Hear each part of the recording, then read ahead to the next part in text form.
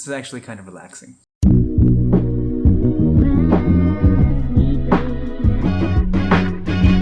So back in February of this year, I decided that it was time to invest in a new computer. So up to that point, I was using this laptop as my primary video editing computer. My trusty 2011 MacBook Pro. So I know this computer's super old, but it actually still performs really well. I've got 8 gigs of RAM in here, I have a primary SSD here, and I have a secondary SSD for storage. I really like this computer, but when I started shooting some videos in 4K, the MacBook Pro just couldn't hold up. So I thought, great, perfect time to invest in a new computer. And at the time, I was on the fence between a new MacBook Pro and the 5K iMac. Okay, so truth be told, I've always been enamored by the 5K iMac. I mean, I would go into like the Apple store and just stare at it for like 20 minutes. And look, I don't even care if you're an Apple hater. Once you look at that display, you can't help but be mesmerized by it, and the thought of actually owning one was really exciting at the time. So I was doing some research, and one day I was on Slick Deals, and it had a late 2015 refurbished 5K iMac for a really good price. Okay, look, I get it. It's a 2015 and it's a refurb, but it was a really good price. Now, I am a tech YouTuber and I actually do keep up with a lot of news in relation to tech. So even back then, I was reading about rumors of an updated iMac that was potentially going to happen later in the year.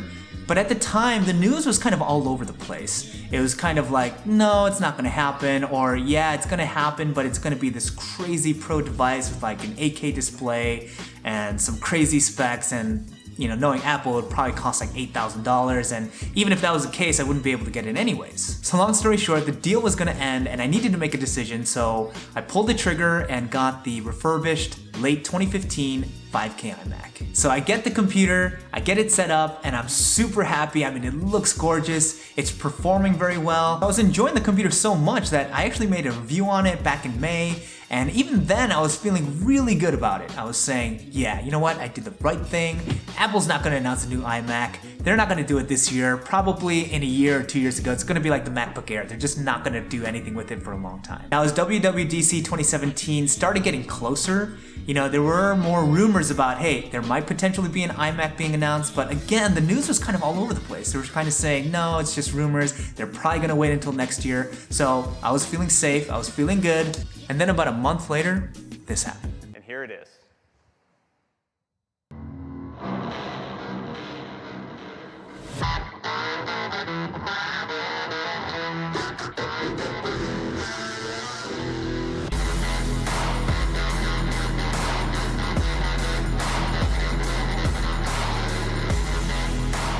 No, God!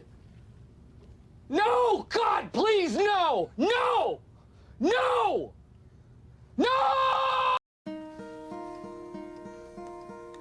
Hello, darkness, my old friend. I've come to talk with you again, because a vision softly creeping left its... So yeah, I was wrong. Okay, so here's the biggest mistake that I made. When I was reading about the rumors for the iMac, I was just so fixated on the iMac Pro that was potentially in the rumor mill. And even when the iMac Pro got announced, I was kind of like, okay, well, you know what? That's a pretty spec'd out computer. It starts at $5,000. There's no way that I'm gonna be able to afford that. I'm all good. But what I failed to think about during this entire time before I bought the computer was the potential incremental upgrades that they were going to make to the iMac that actually might be worth it. So to do a side-by-side comparison, here's the 5K iMac that I have, and here's the refreshed 5K iMacs that were just announced in June. So to kind of give you a breakdown of the specs of the computer, it's the late 2015 5K iMac. It has the Skylake Intel Core i5 quad-core processor in there. It came with 8 gigabytes of RAM, from which I've upgraded to 32, and the 1 terabyte Fusion drive. It also came with the Radeon R9 AMD graphics card. Okay, so the new iMacs come with the Kaby Lake processors, the displays are brighter and they support the P3 color gamut. They come with more opportunities for expandable RAM, and they come with faster SSD storage. Now, at the end of the day, all those things are great, but they don't really matter to me that much because I'm still okay with the Kaby Lake processors. They're still pretty fast and they could still render 4K video okay. The upgradable RAM, I mean, I think that actually my computer could support up to 64 gigabytes of RAM, even though Apple claims it can only go up to 32, so that's not a big deal. The brighter display, I mean, I don't think that I would personally be able to see a major difference between the current 5K and the brighter display, but I'll have to go double check that. And faster SSD storage, I already have the 1TB Fusion drive, so it's already pretty fast, and I use an external SSD for all my video editing, so I don't think that it would make a major difference. So out of all the things that the iMac has been updated with, the thing that really gets to me the most is the fact that the new iMacs come with Thunderbolt 3. And the reason why this is such a big deal for me is because A, it gives you the potential in the future to potentially link up with an external GPU, which I think would be awesome, and it gives you the opportunity to tether an external monitor to the iMac. Now you can't currently do either with the version of the iMac that I have now, and I feel like that's kind of the biggest loss for me. So the new iMacs start at $1799. Now I would probably go with the mid-tier one, which costs $1999. Now after you factor in taxes, it's gonna be about $2,100, $2,200. Now compare that to what I paid for this computer. Now again, I got this computer for a really good deal. I only paid $1,299 with taxes included. So out the door, it was $1,299. So at the end of the day, do I regret buying the late 2015 5K iMac? And the answer is probably not. At the price that I was able to get it at, the performance is excellent. It's able to do everything that I needed to do. It's still gorgeous, and I still think I got a good deal. So let's say that I could go back in time before buying the computer and I knew that Apple was gonna make these refreshes to the iMac. Would I wait?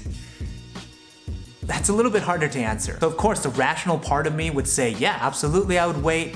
In terms of specs, it's better pretty much across the board, and if I want to be able to use this computer for the next 5+ years, it's better to wait it out and get the refreshed iMac. But when it comes to budget, it's a much harder question to ask because at the time I had a budget about $1,500 to spend, which was still a crazy amount of money for me. I don't have a lot of money, and I needed to get the most bang for my buck. Do I think that the price for the new iMacs are okay?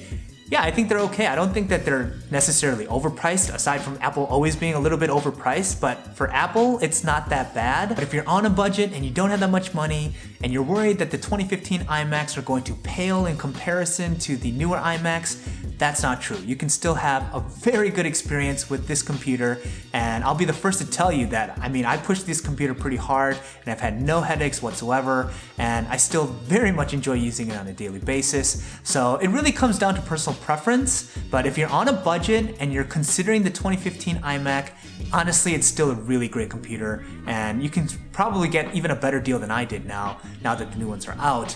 So is it a bad purchase? No.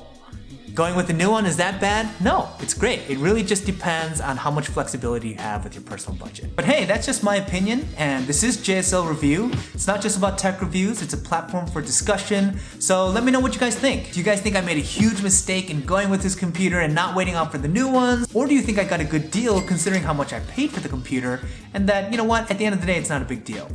Let me know. All right, we're gonna make this even more fun. If you think I made the right decision, give me a thumbs up. If you think I totally got screwed and I should have waited, give me a thumbs down, and we'll see at the end of the day which one has more. That being said, I hope you guys enjoyed this video. Now, if you haven't subscribed to the channel yet, be sure to hit that subscribe button and to turn on notifications so you can stay up to date with all my other reviews. Thanks for watching, and I'll see you guys in the next one.